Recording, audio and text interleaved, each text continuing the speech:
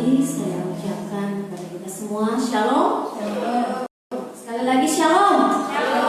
Puji Tuhan, hari ini kita bertemu kembali dalam ibadah Minggu 18 Oktober 2020. Bahkan juga tidak lupa menyapa jemaat Tuhan yang sementara beribadah di rumah. Tuhan Yesus juga memberkati kita semua, dan juga selamat melayani buat pelayan Tuhan.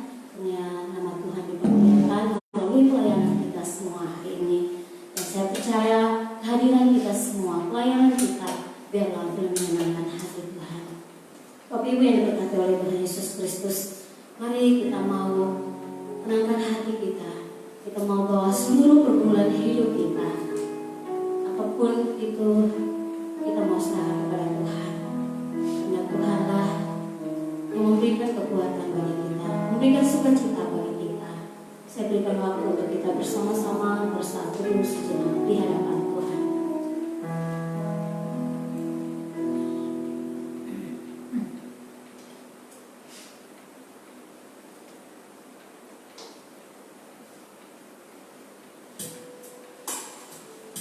Kaulah Tuhanku, Engkaulah Rajaku. Hanya Engkau yang kami sembah di dalam nama Tuhan Yesus Kristus. Allah yang kudus, terima kasih banyak Bapa di surga. Saat ini hati kami bersyukur pada Engkau Tuhan. Kami memberikan hidup kami kepada Engkau Tuhan. Terima kasih Yesus. Kuduskan kami semua Tuhan, agar kami layak menyembah Engkau Bapa. Haleluya Yesus. Terima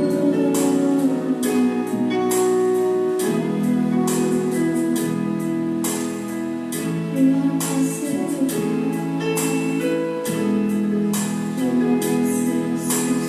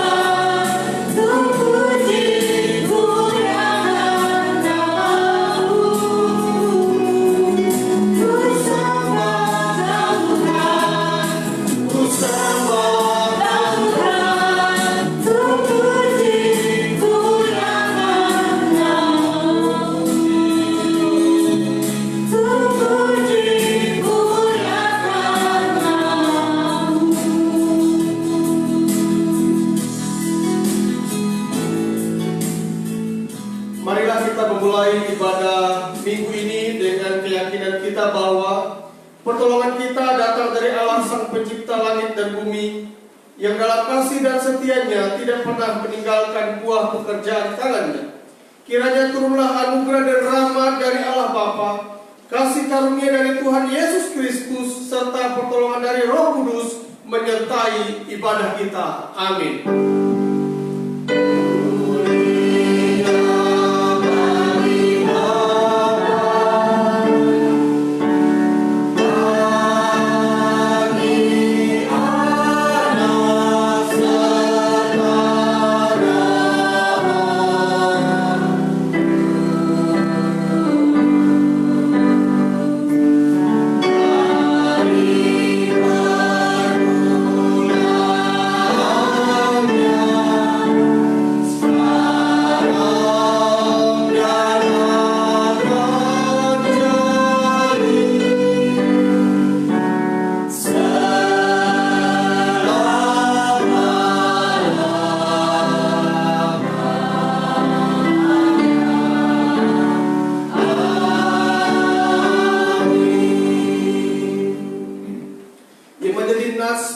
Ibadah kita hari ini dalam kitab Injil Matius pasal 10 ayat yang ke-42 di sana dikatakan, dan barang siapa memberi air sejuk secangkir saja kepada salah seorang yang kecil ini, karena ia muridku, aku berkata kepadamu, sesungguhnya ia tidak akan kehilangan upahnya daripadanya. Amin.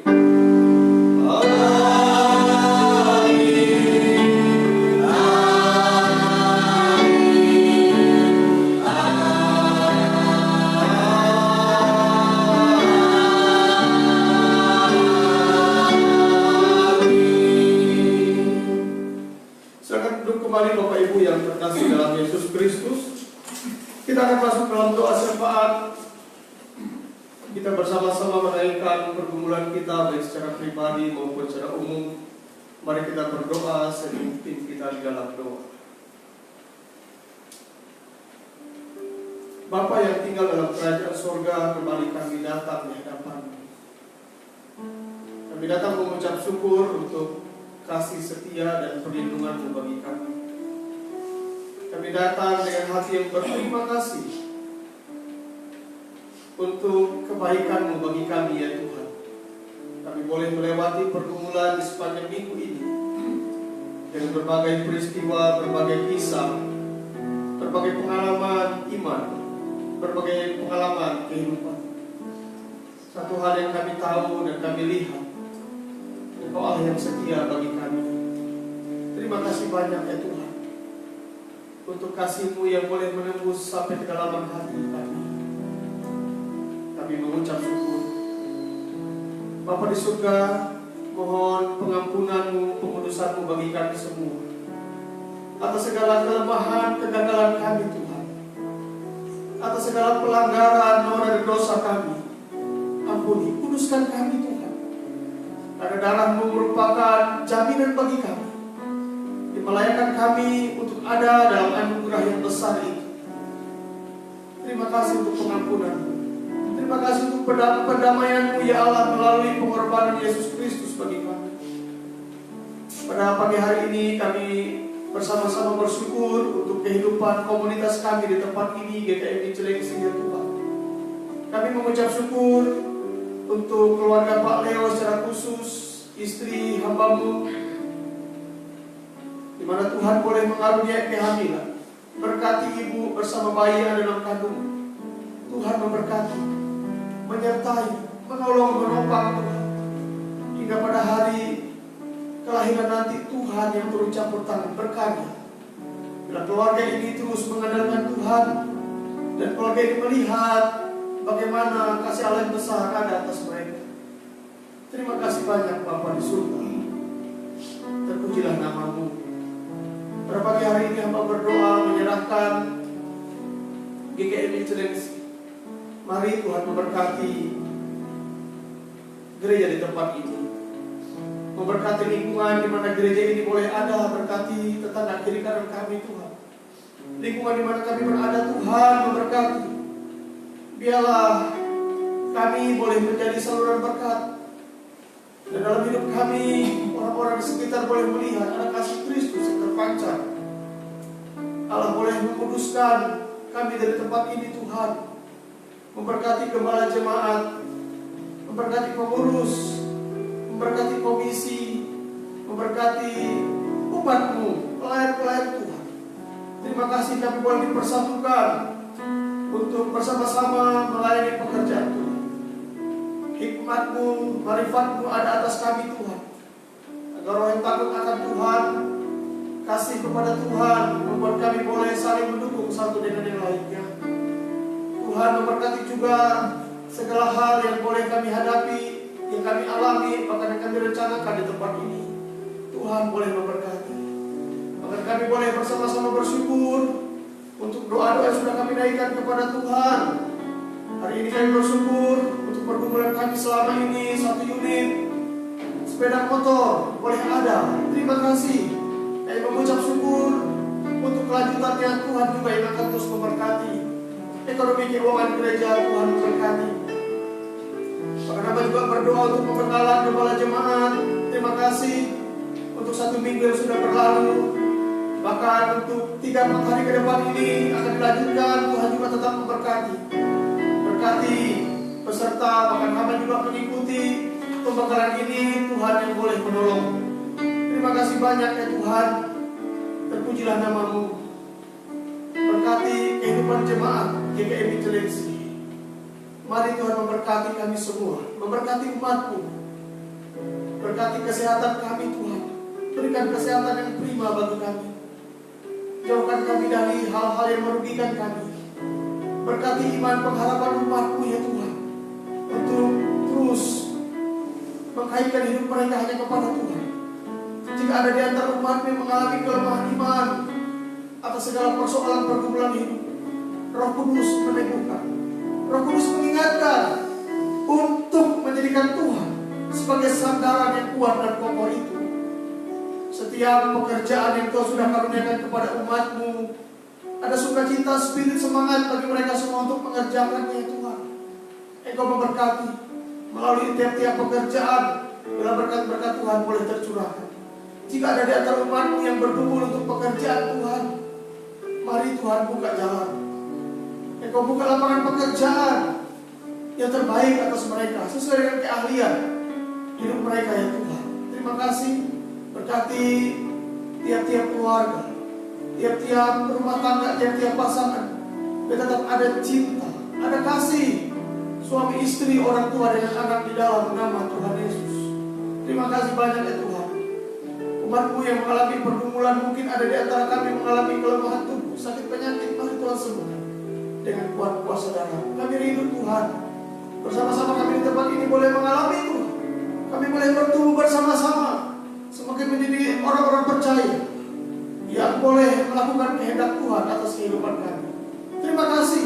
Berkat Allah boleh melimpah atas kami. Terpujilah nama-Mu. Apa berdoa menyerahkan Kecamatan Cilengsi, Kabupaten Bogor, Provinsi Jawa Barat. Tuhan memberkati. Berkati aparat pemerintahan kami, baik dari tingkat daerah sampai tingkat pusat. Terima kasih untuk kehadiran mereka Tuhan. Berikan kekuatan bagi mereka untuk mampu berada di atas kebenaran. Buat mereka takut akan Tuhan. Buat mereka tidak mementingkan diri sendiri. Dan mereka menjalankan tugas dengan baik. Terpujilah nama Tuhan. Berkati juga hamba-hamba Tuhan yang melayani pekerjaan-Mu dimanapun berada. Kasih kuasa Tuhan memampukan menyanggupan mereka dengan situasi yang banyak serba terbatas, tapi cara Tuhan tidak akan pernah dibatasi oleh apapun juga. GKM ini menjadi bagian kami. Tuhan memberkati. Pada pagi hari ini kami berdoa menyerahkan BPH Sinode, pembangunan gedung kantor Sinode yang sementara dilaksanakan saat ini. Tuhan memberkati. Membutuhkan dana sangat banyak, tapi biarlah Allah yang boleh memberkati. GKM ini di berbagai-bagai tempat dengan berbagai pergumulan yang ada. Tuhan memberkati. GKM Immanuel, Tuhan juga tetap menolong dan memberkati. Terima kasih banyak ya Tuhan. Berkati kami yang ada di gereja ini. Berkati umat yang berada di rumah. Berkati kami semua ya Tuhan. Kami serahkan hidup kami ke dalam tangan kasih Tuhan. Bahkan ibadah kami yang akan berlangsung terus saat ini, Mari Tuhan memberkati kami semua. Kehadiran-Mu menjadi bagian bagi kami. Terima kasih banyak ya Tuhan. Ini pergumulan kami, ini doa-doa kami yang kami naikkan di hadapan-Mu.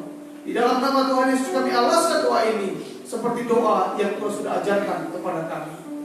Bapa kami yang di surga, dikuduskanlah nama-Mu, datanglah kerajaan-Mu, jadilah kehendak-Mu di bumi seperti di surga. Berikanlah kami pada hari ini makanan kami yang secukupnya, dan ampunilah kami akan kesalahan kami, seperti kami juga telah mengampuni orang yang bersalah kepada kami. Dan janganlah bawa kami ke dalam pencobaan, tapi lepaskanlah kami daripada yang jahat. Karena Engkau yang punya kerajaan dan kuasa dan kemuliaan sampai selama-lamanya. Amin.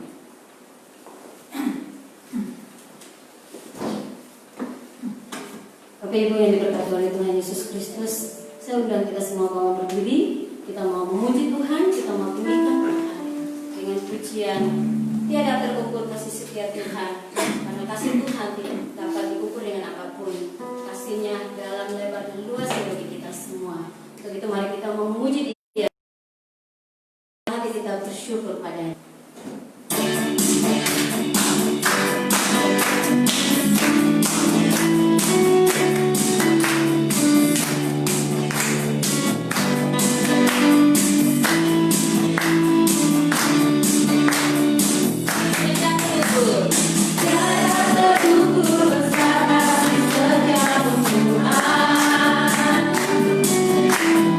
Panjang dan lebar, melebihi lautan.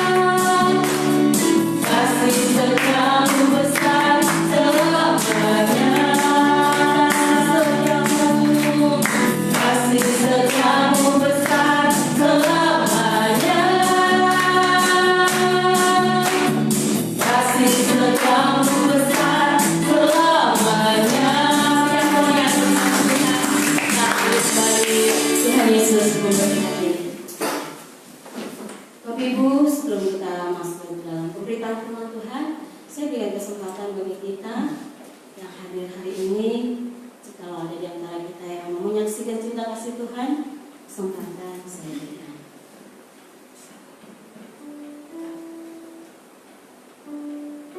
Ada? Ingat pelayan Tuhan?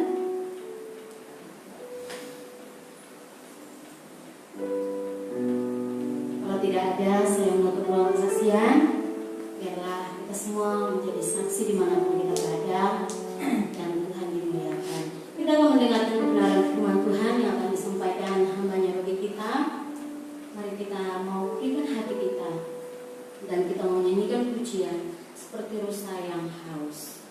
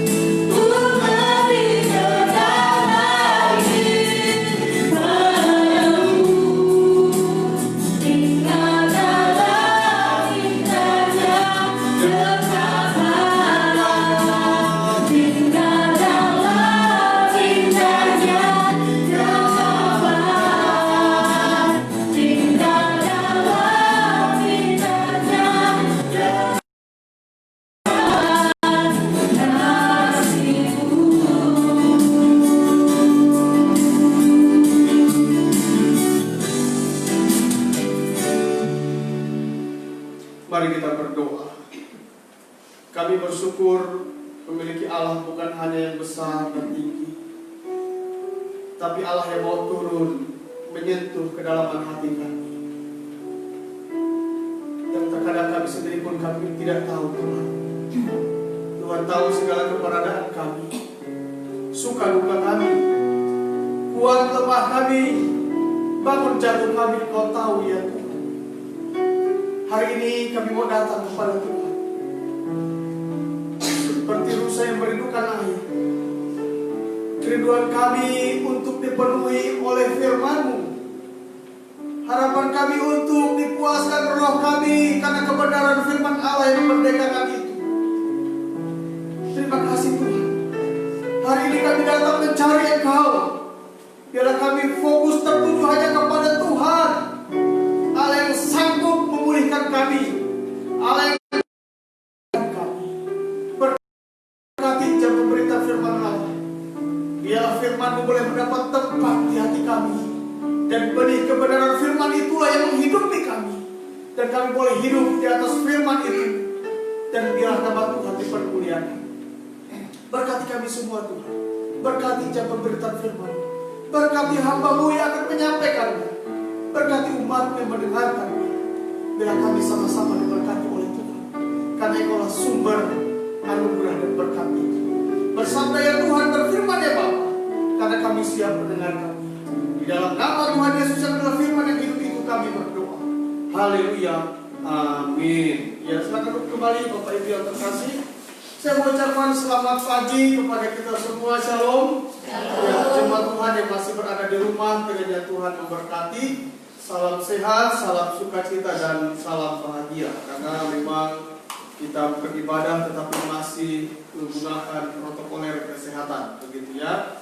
Senyum atau muram kita tidak tahu, tapi yang jelas kita bersukacita karena kita punya Tuhan Allah yang besar. Ya, mari kita buka Alkitab kita. Hari ini teks firman Tuhan yang akan kita renungkan bersama-sama dalam kitab Injil Matius pasal 25. Cukup panjang ayatnya, ayat 31 sampai ayat yang ke-46. Injil Matius pasal 25 ayat 31 sampai ayat yang ke-46. Kalau sudah dapat, saya akan membacanya bagi kita. Perikop di atas adalah sekali lagi Matius pasal 25 ayat 31 sampai 46. Penghakiman terakhir. Apabila Anak Manusia datang dalam kemuliaannya dan semua malaikat bersama-sama dengan Dia, maka Ia akan bersemayam di atas tahta kemuliaannya. Lalu semua bangsa akan dikumpulkan di hadapannya, dan Ia akan memisahkan mereka seorang daripada seorang, sama seperti gembala memisahkan domba dari kambing. Dan Ia akan menempatkan domba-domba di sebelah kanannya dan kambing-kambing di sebelah kirinya. Dan raja itu akan berkata kepada mereka yang di sebelah kanannya, Mari, mari, hai kamu yang diberkati oleh Bapa-Ku, terimalah kerajaan yang telah disediakan bagimu sejak dunia dijadikan. Sebab ketika aku lapar, kamu memberi aku makan. Ketika aku haus, kamu memberi aku minum. Ketika aku seorang asing, kamu memberi aku tumpangan. Ketika aku telanjang, kamu memberi aku pakaian. Ketika aku sakit, kamu melawat aku. Ketika aku di dalam penjara, kamu mengunjungi aku. Maka orang-orang benar itu akan menjawab katanya, Tuhan, bila mana kami melihat Engkau lapar dan kami memberi Engkau makan, atau haus dan maka kami melihat Engkau sebagai orang asing dan kami memberi Engkau tumpangan, atau telanjang dan kami memberi Engkau pakaian?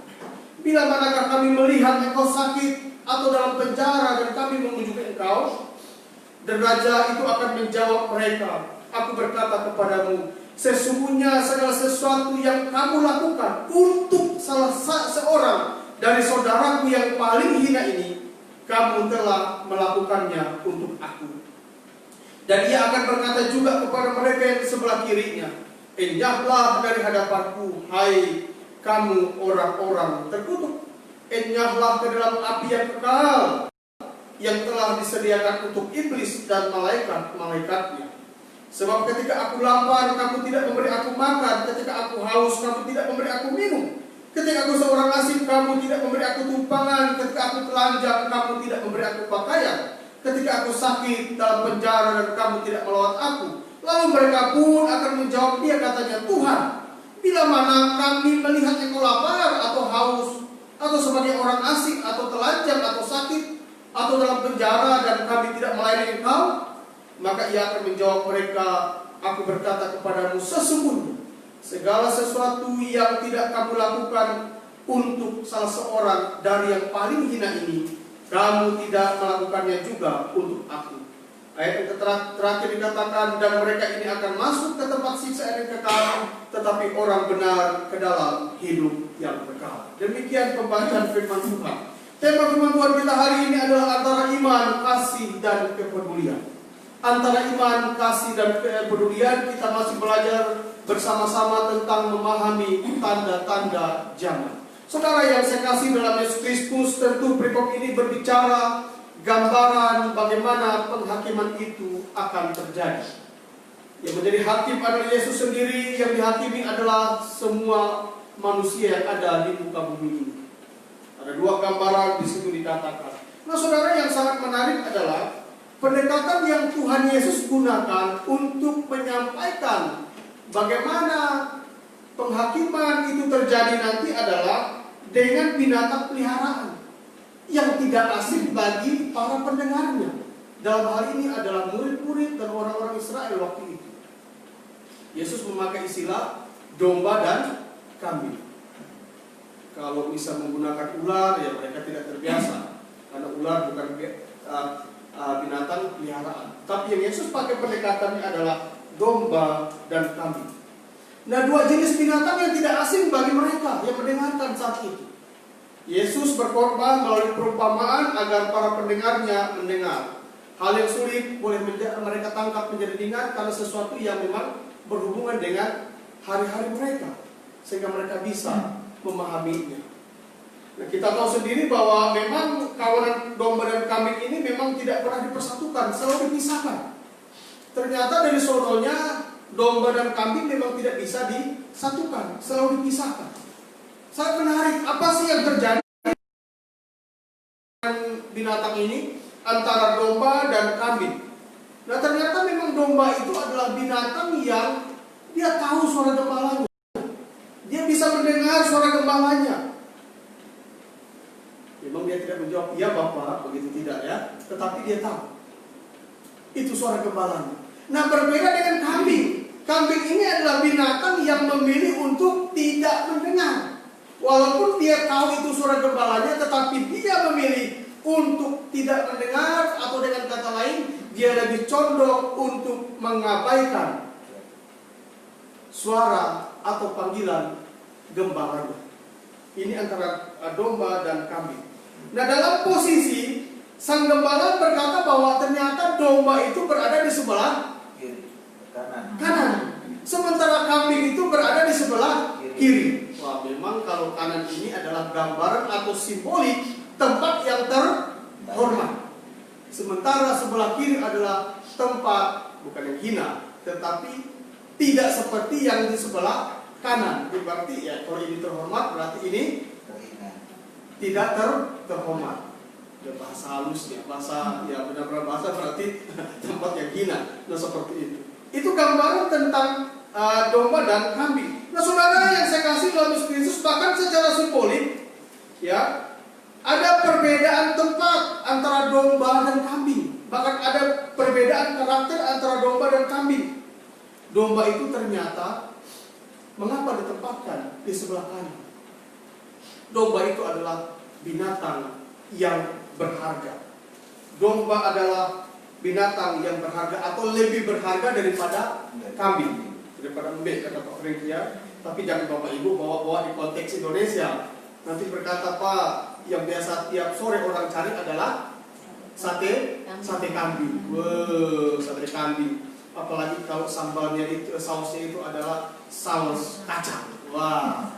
Tapi yang suka manis-manis pasti pakai sausnya, bukan sausnya. Apa sih? Ya, sambal kacang sama bumbunya ya, bumbu kacang sama kecap. pedas. Ditambah lagi dengan sop kambing. Jadi jangan dibawa-bawa konteks Indonesia dengan konteks Israel pada zaman itu. Orang di sana waktu itu belum kenal namanya sate kambing, belum ada. Jadi konteksnya berbeda. Nah Bapak Ibu yang saya kasih dalam Yesus Kristus, warna bulu domba itu adalah putih. Ini gambaran tentang kebenaran. Sementara simbolik gambar atau warna bulu dari kambing adalah hitam. Simbolik atau gambaran tentang kejahatan, ketidakbenaran. Makanya Yesus pun berkata tentang domba dan kambing. Kita melihat nasibnya, keadaan kambing. Sesungguhnya domba dan kambing ini adalah dua jenis binatang yang sama-sama dipelihara oleh gembala. Sama-sama dipelihara sesungguhnya. Tetapi yang sangat menarik adalah ketika dibawa dalam kawanan domba dan kambing, biasanya yang paling melawan adalah kambing. Mereka jalan sama-sama, sudah ditaruh di sebuah tempat. Kalau domba tetap makan, tetapi kambing akan lari ke sana kemari. Dipanggil lagi, terkadang ada yang tidak taat. Nah inilah gambaran tentang domba dan kambing. Saudara yang saya kasih dalam Yesus Kristus, dalam bacaan ini sangatlah jelas sang gembala menghargai domba. Mengapa sang gembala menghargai domba? Karena kita melihat memang domba itu akan dibawa kepada tempat yang baik dan benar, sementara kambing berada di tempat yang pantas atas pilihan. Nah saudara yang saya kasih dalam Yesus Kristus, antara iman, kasih dan kepedulian. Domba adalah gambaran orang yang menerima atau meresponi kasih Allah. Apakah sang gembala tidak memperhatikan kambing? Sesungguhnya sama-sama diperhatikan. Domba diperhatikan, kambing juga diperhatikan. Sama-sama digembalakan. Tetapi kambing lebih memilih untuk mengabaikan panggilan, bahkan pengembalaan yang dilakukan oleh sang gembala dengan segala kemampuannya, bahkan dengan segala keterbatasan. Apakah domba binatang yang kuat? Ternyata tidak. Domba itu bukan binatang yang kuat. Bahkan justru domba ini adalah termasuk binatang yang paling lemah. Dia tidak bisa hidup tanpa gembalanya. Artinya dia tidak bisa berdiri. Berbeda dengan ayam. Berbeda dengan apalagi singa. Wah, singa paling binatang berdiri. Hidup di hutan dibiarkan, dia akan tetap hidup. Tetapi berbeda dengan domba. Nah saudara yang saya kasih dalam Yesus Kristus, domba ini adalah gambaran manusia yang lemah. Sesungguhnya kita ini adalah manusia yang lemah, yang perlu namanya seorang gembala. Saya tidak perlu bertanya kepada kita, ataupun kalau saya bertanya kepada kita hanya ini sebagai pengingat dan kita tahu. Kalau saya berkata siapakah gembala kita? Gembala kita adalah Yesus Kristus. Siapa kepala gereja? Kepala gereja adalah Yesus Kristus. Makanya saya kalau ditanya, Pak Adi berapa jemaatnya? Waduh, saya bilang, saya tidak punya jemaat. Oh, katanya Pak Adi melayani, sudah jadi gembala. Saya tidak punya jemaat. Tetapi saya lebih condong dan memang saya mendisiplinkan diri saya bahwa domba atau jemaat Tuhan yang saya layani. Saya tidak pernah berkata jemaat saya tidak pernah berkata seperti itu. Saya lebih suka menggunakan istilah, Pak Adi punya jemaat, saya tidak punya jemaat. Bukan berarti saya tidak tanggung jawab, tetapi saya berkata jemaat Tuhan yang saya layani. Berapa jemaat Pak Adi? Saya tidak punya jemaat, tetapi jemaat Tuhan yang saya layani jumlahnya sekian. Sekarang kita ini sudah di hampir 90 jiwa. Semuanya jiwa. Itu jemaat Tuhan. Artinya memang Tuhanlah gembala kita. Memang secara struktural organisasi saya sebagai gembala jemaat, tetapi sesungguhnya gembala agung kita adalah Yesus Kristus. Domba adalah binatang lemah, perlu gembala. Ini menggambarkan kepada kita bahwa ternyata kita ini perlu Tuhan dalam hidup kita. Kita perlu Yesus dalam hidup kita. Kita perlu dengan kelemahan, keterbatasan. Domba perlu digembalakan, dan Tuhanlah gembala kita. Nah kita melihat domba yang mau digembalakan oleh gembalanya adalah dikatakan orang-orang yang benar. Di sebelah kanan. Kita ini orang berharga. Dari sejak semula Tuhan menentukan keselamatan bagi kita. Sejauh respon kita kepada Tuhan. Sejauh keyakinan, pengabdian,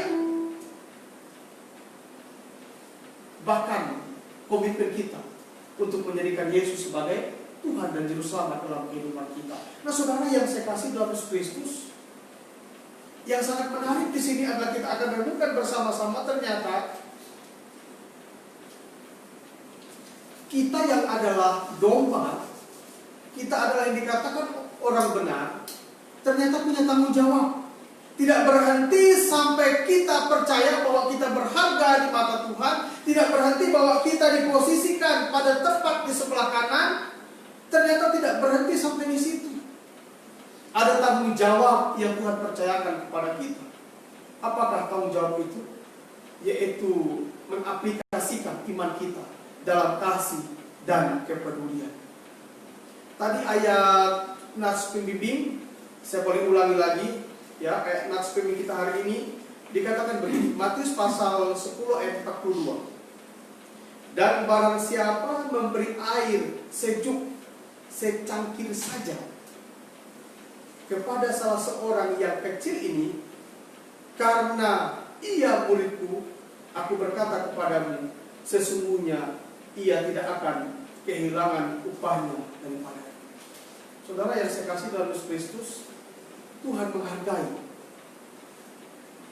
iman kita yang kita lakukan, yang kita aplikasikan dalam kasih dan kepedulian.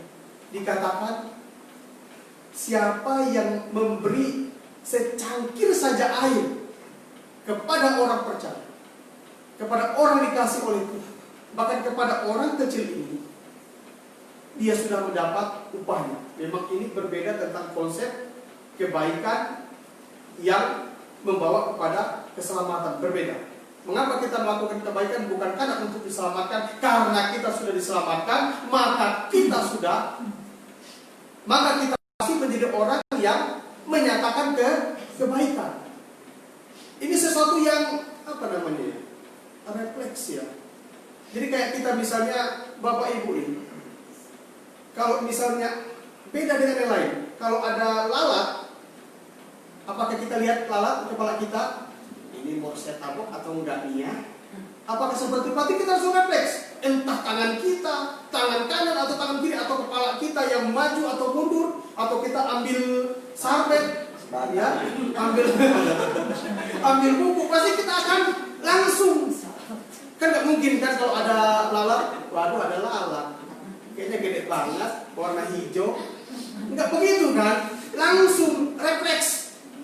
Tangan kita langsung main, otak kita langsung main. Jadi sesungguhnya aplikasi dan kepedulian kita pasti langsung. Ya. Dan di sini kaget sebenarnya. Bapak Ibu luar biasa. Jadi gembala datang berkata kepada kambing dan domba. Tapi jangan kita berkata loh, siapa yang kambingnya ya, siapa yang dombanya ya. Haleluya. Kita mengimani bahwa kita semua adalah domba. Ya. Itu dulu. Bukan kita pede, tidak. Memang kita adalah domba. Dari semula sudah diselamatkan. Nah, cuma sekarang dombanya ini domba seperti apa? Nah, seperti itu ya. Ternyata gembala datang, hei, domba di sebelah kanan, jangan merasa sebelah kanan saya ya. Domba di sebelah kanan, sebelah kiri ini. Kami di sebelah kiri. Nah, seperti itu ya. Jangan langsung dibuat konteks di sini. Ini kan contoh. Memang Alkitab berkata seperti itu. Jadi sama-sama di ini. Domba di sebelah kanan, mari masuk perjamuan, sementara kambing tidak. Ya mereka kan tanya, lu kenapa? Yang sangat menarik di sini adalah, ya ada 6, setidaknya ada 6 gambaran kebaikan iman yang dikerjakan oleh domba yang sesungguhnya dia tidak sadar. Kalimat yang sangat menarik sesungguhnya dikatakan, kamu sudah melakukan kepada orang yang paling hina. Bapak Ibu yang saya kasih dalam Yesus Kristus, nanti saya akan sampaikan. Yang pertama di situ dikatakan, Yesus berkata, waktu aku lapar, kamu kasih aku makan. Itu Yesus berkata. Waktu aku haus, kamu kasih minum. Waktu aku menjadi orang asing, kamu memberikan tumpangan. Waktu aku telanjang, kau beri aku pakaian. Waktu aku sakit, engkau engkau melawat aku, waktu aku di penjara, engkau mengunjungi aku. Itu kata domba, ya, yang mewakili domba. Ternyata domba ini ngomong loh, Tuhan, kapan engkau melihat? Memang kapan kami melayani engkau seperti itu? Ternyata Tuhan berkata, waktu engkau melayani salah satu orang yang paling hina. Ini sesungguhnya kalimat Yesus waktu engkau melakukannya kepada orang yang paling hina. Ini gambaran. Waktu lapar, waktu haus, menjadi orang asing, telanjang, sakit dalam penjara. Ini merupakan pekerjaan teladan iman yang sudah dikerjakan oleh siapa? Oleh Yesus. Sesungguhnya kita ini seperti itu dulunya, tapi Tuhan melakukan itu, memperlakukan kita yang hina ini, dilayani oleh Tuhan, dipulihkan oleh Tuhan. Nah, untuk itu ketika kita sudah menerima pemulihan itu, Tuhan ingin mengerjakan. Makanya saya katakan tadi, kita sebenarnya orang percaya ini refleks. Ketika kita percaya kepada Tuhan, maka ada nilai-nilai iman tentang kasih dan kepedulian terhadap orang lain. Nah, saudara yang saya kasih dalam diskusi yang pertama, waktu aku lapar, kamu memberi aku makan. Memang lapar itu obatnya apa? Makan. Lapar, kalau obatnya haus itu nggak cocok. Kembung perut. Pernah mengalami ini nggak? Pernah punya pengalaman? Oh, saya pernah punya pengalaman itu, lapar, minum air banyak-banyak, nggak kenyang, sakit. Begitu ya. Karena bukan itu obatnya. Saudara yang saya kasih dalam Yesus Kristus, secara literat, ya, secara tertulis, secara literat, ya, secara tertulis, memang bisa jadi lapar secara jasmani, lapar karena memang tidak makan, mungkin tidak punya duit, mungkin kehabisan uang untuk beli beras. Tetapi bisa juga lapar di sini adalah sebuah personifikasi, sebuah gambaran orang yang lapar jiwanya, perlu menemukan kepuasan, menemukan makanan rohani. Bapak Ibu punya pengalaman, sadar atau tidak sadar, pernahkah Bapak Ibu menolong orang yang berkata tolong aku susah. Ketika kita melakukannya dengan kasih, ketika kita melakukannya dengan iman, ketika kita melakukannya dengan cinta, dan tanpa ada motivasi, aku menolong kamu karena ada kepentinganku. Kalau kita melakukannya, maka sesungguhnya kita sudah Yesus katakan, kita memberi Yesus makan ketika lapar. Yang kedua dikatakan apa? Ketika aku haus, kamu memberi aku minum. Ini sama. Bisa memang minum secara jasmani, tetapi bisa arti gambaran secara rohani. Banyak orang yang haus. Saudara yang saya kasih dalam Yesus Kristus, kita berjumpa banyak orang. Mungkin kita terkadang ngobrol, tapi tidak seutuhnya. Ada orang mungkin tersenyum, tetapi hatinya penuh dengan persoalan. Ada kehampaan, ada kekosongan dalam hati. Makanya tidak jarang kita mendengar, oh ada orang bunuh diri. Kita akan berkata, wah, pantas kok bunuh diri sih. Coba kalau kita lihat duduk persoalan seperti apa, mungkin jiwanya bermasalah, hatinya kacau, hidupnya tidak mampu ditampung persoalan, tidak mampu memecahkan jalan keluar yang dihadapi, sehingga boleh mengambil keputusan. Walaupun itu tidak boleh, tapi itu kenyataannya. Nah, kita sebagai anak-anak Tuhan berkata, waktu aku haus, kamu memberi aku minum. Yang ketiga dikatakan, waktu aku selagi orang asing, kamu memberi aku tumpangan. Bapak Ibu pernah punya pengalaman memberikan tumpangan? Pernah ya, rumahnya jadi tumpangan. Terkadang kalau banyak tumpangan kan tidak enak. Ya, kamar 2, orang banyak, akhirnya terkadang kita ngalah. Kan seperti itu. Yang biasanya masak 1 liter, ini harus 3,5 liter. Haleluya, makan banyak. Iya kan? Bapak Ibu punya pengalaman itu, memberikan tumpangan. Namanya orang asing memberikan tumpangan. Tapi Bapak Ibu luar biasa ya. Kok berkunjung pasti makan ya, haleluya. Makan air, makan.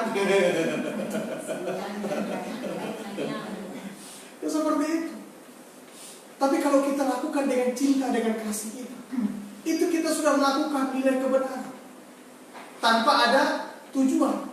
Karena ternyata nanti saya akan sampaikan di akhir ini. Nah, yang keempat, ketika aku telanjang, kamu memberi aku pakaian. Nah, jangan fokus pada telanjangnya ya. Nanti telanjang atas, telanjang bawah. Ya. Ketika aku telanjang, kamu memberi aku pakaian. Teladan ini juga pernah dikerjakan oleh siapa? Yesus. Yang tercatat maupun yang tidak tercatat sesungguhnya. Salah satunya ada ketika orang gila di mana ya? Di Gerasa atau Kedara? Gerasa. Sudah berapa belas tahun? 12 tahun. 12 tahun kalau saya tidak salah. 12 tahun.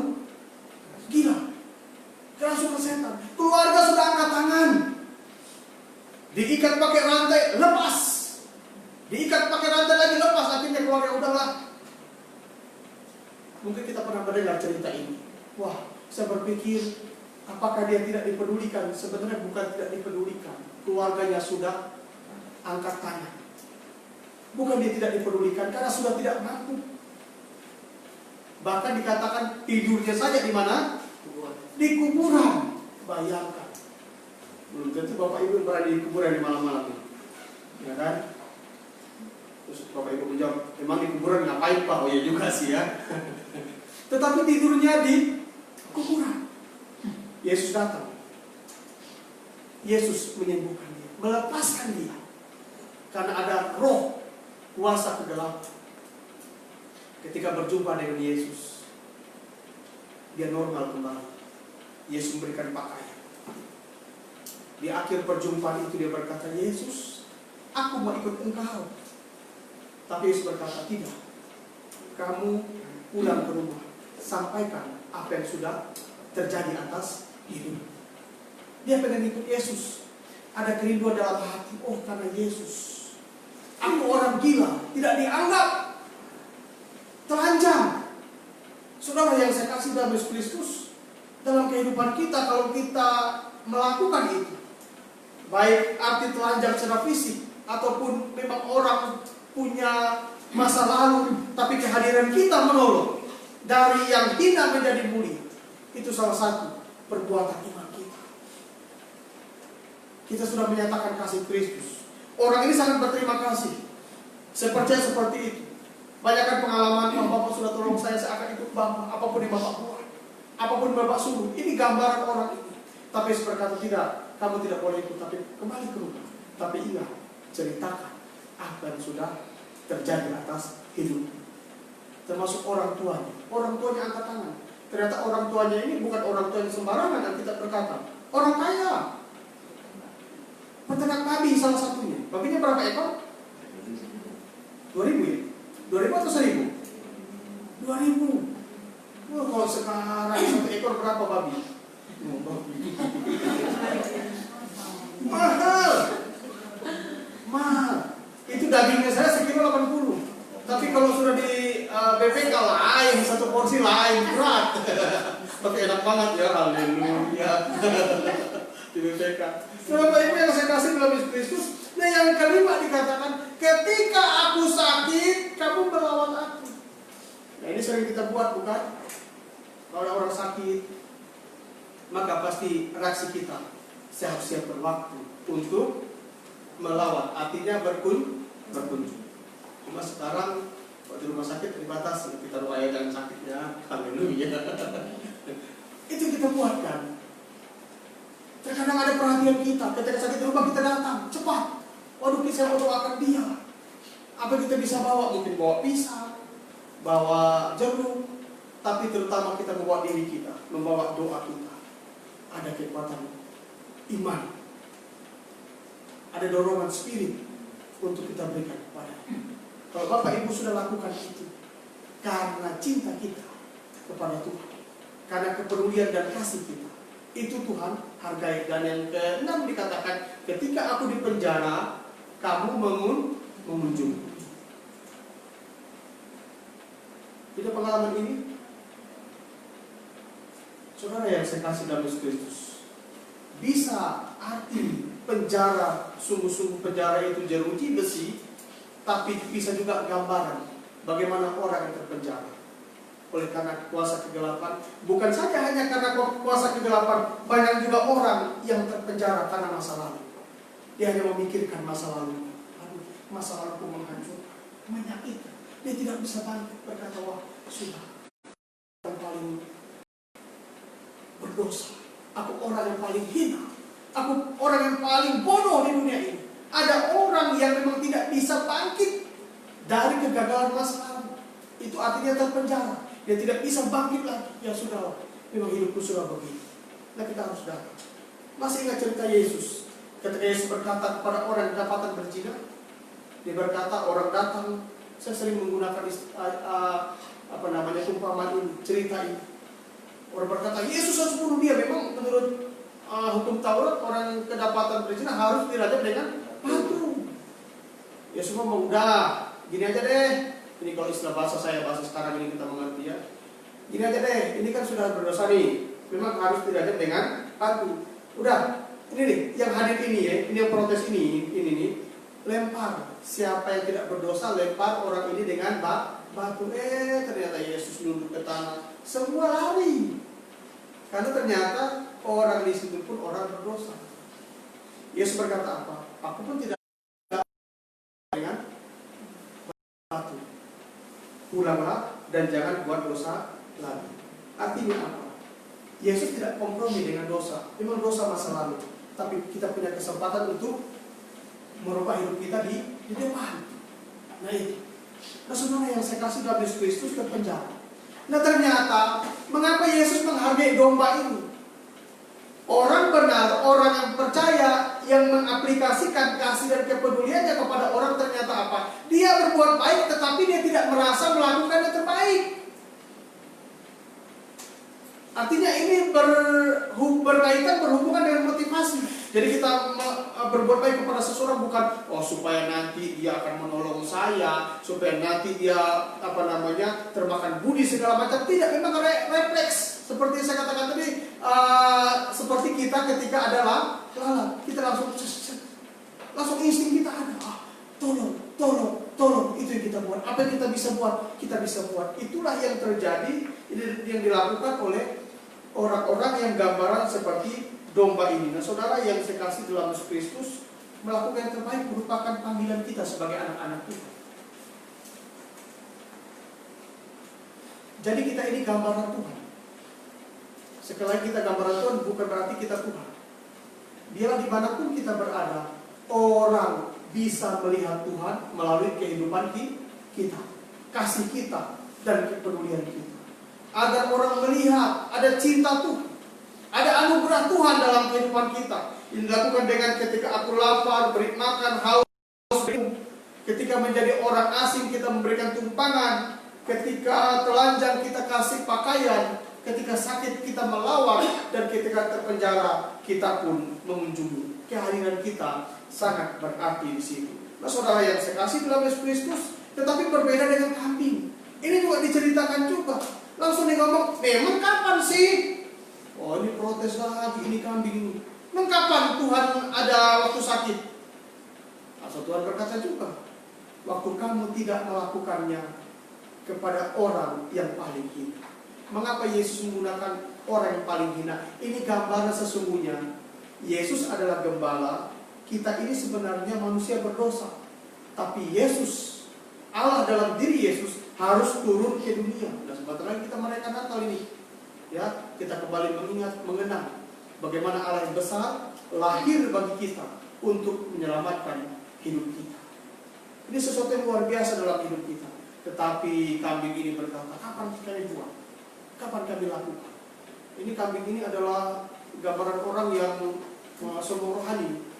Kambing ini adalah tidak melakukan sesuatu, tetapi merasa melakukan sesuatu. Tetapi berbeda dengan domba. Domba ini satu. Kapan Tuhan melihat kami melakukan itu? Tetapi sudah dia buat. Artinya perbedaan antara domba dan kambing adalah domba melakukan apa yang Tuhan kehendaki, tetapi dia tidak merasakan pada melakukannya. Tetapi kambing tidak pernah melakukan, tetapi merasa melakukan. Berarti dosa yang ditentang oleh Tuhan di sini, ini dosa bukan sesuatu yang konkret, yang nyata, tapi abstrak. Ada dosa yang perlu kita waspadai dalam kehidupan kita adalah dosa kelalaian. Apa itu dosa kelalaian? Sesuatu yang kita harus buat, tetapi kita tidak lakukan. Sesuatu yang harus kita lakukan, sesuatu yang harus kita kerjakan sebagai anak-anak Tuhan, tetapi tidak kita buat. Dan kita melihat apa ending pada ayat 46 dikatakan begini. Dan mereka ini akan masuk ke tempat siksaan yang kekal, tetapi orang benar ke dalam hidup yang kekal. Jadi domba dan kambing punya tempat. Kalau kambing tempatnya adalah siksaan yang kekal, tetapi domba tempatnya adalah hidup yang kekal. Saudara yang saya kasih dalam Yesus Kristus, sebagai aplikasi dan penerapan pada pagi hari ini adalah sejauh mana kita mengaplikasikan iman kita. Orang yang berharga di mata Tuhan, orang yang ditebus oleh Tuhan, sudah melakukan, mempraktikkan kasih dan kepedulian. Dan biarlah kita menjadi orang-orang gambaran domba yang berada di sebelah kanan Yesus. Terpujilah nama Tuhan. Mari kita berdoa. Kami mengucap syukur untuk waktu yang sudah kami pergunakan bersama-sama untuk merenungkan kebenaran firman Allah. Gambaran tentang penghakiman terakhir ya Tuhan. Manusia akan dipisahkan, gambaran domba dan kambing. Berkati kami semua orang-orang yang sudah diselamatkan oleh Tuhan. Orang-orang yang hina tetapi diangkat oleh Tuhan. Tolong kami Tuhan, mampukan kami ya Tuhan menjadi saksi dimanapun kami berada. Kami mengerjakan perbuatan-perbuatan baik bukan karena kami dilihat baik, tapi karena Tuhan sudah memperbaiki kehidupan kami. Biarlah melalui kehidupan iman kami, kasih dan kepedulian dapat dirasakan oleh banyak orang. Orang boleh melihat ada gambaran Kristus dalam hidup kami. Orang melihat ada kasih Tuhan dalam hidup kami. Orang melihat ada kepedulian Tuhan dalam kehidupan kami. Terima kasih, berkati kami Tuhan. Berkati kami semua. Dan pujilah nama Tuhan. Di dalam nama Tuhan Yesus kami bersyukur pada pagi hari ini. Haleluya. Amin. Dan pujilah nama Tuhan. Saya berikan kesempatan kepada Bapak Ibu untuk memberikan persembahannya. Kantong persembahan ada di depan. Silakan masing-masing kita maju untuk memberikan persembahan kita kepada Tuhan.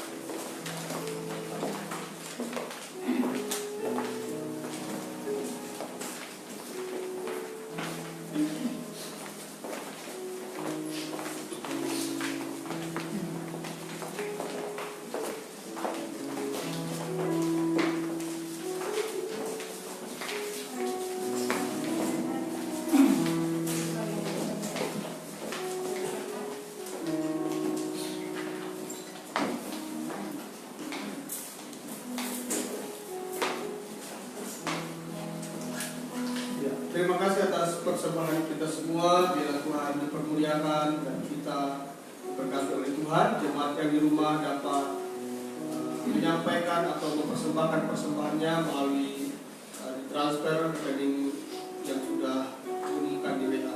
Kita semua bangkit berdiri, kita akan serahkan komitmen pemuritan. Setelah itu pengakuan iman rasuli. Sebagai jemaat Kristen yang ingin meneladani Kristus, marilah kita mengikrarkan komitmen pemuritan.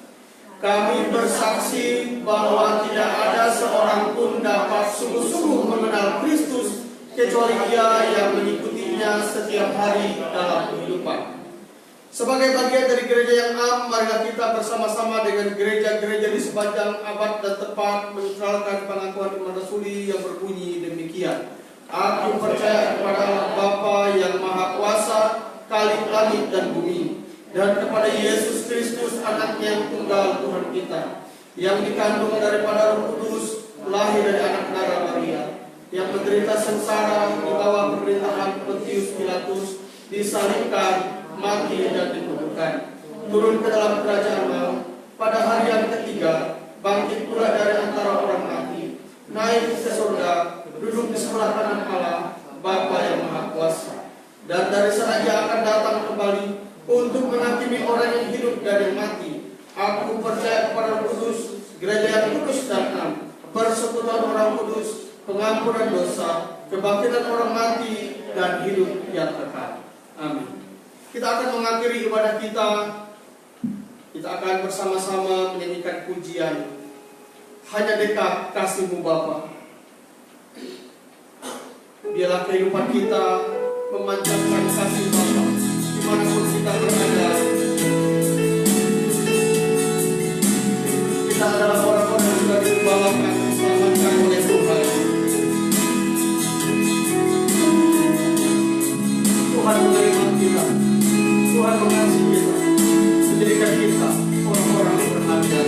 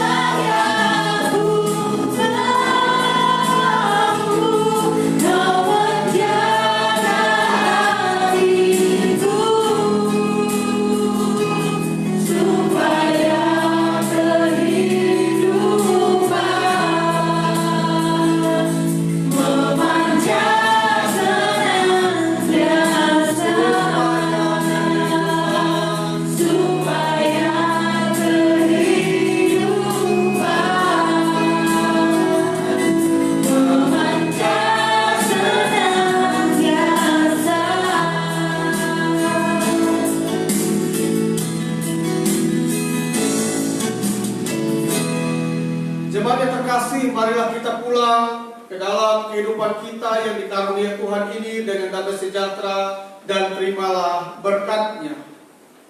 Tuhan memberkati kita dan melindungi kita. Tuhan menyinari kita dengan wajah-Nya dan memberi kita kasih karunia-Nya. Tuhan menghadapkan wajah-Nya kepada kita dan memberi kita damai sejahtera dari hari ini sampai selama-lamanya. Amin.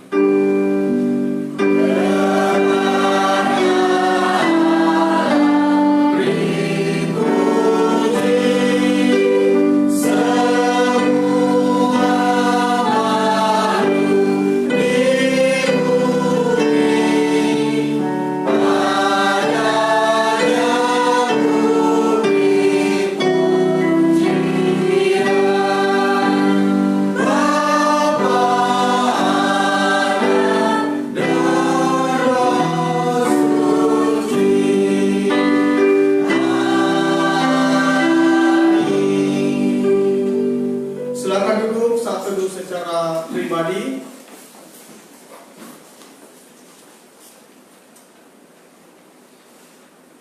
Puji Tuhan, ibadah Minggu selesai. Selamat hari Minggu. Kiranya rahmat Tuhan ada atas kita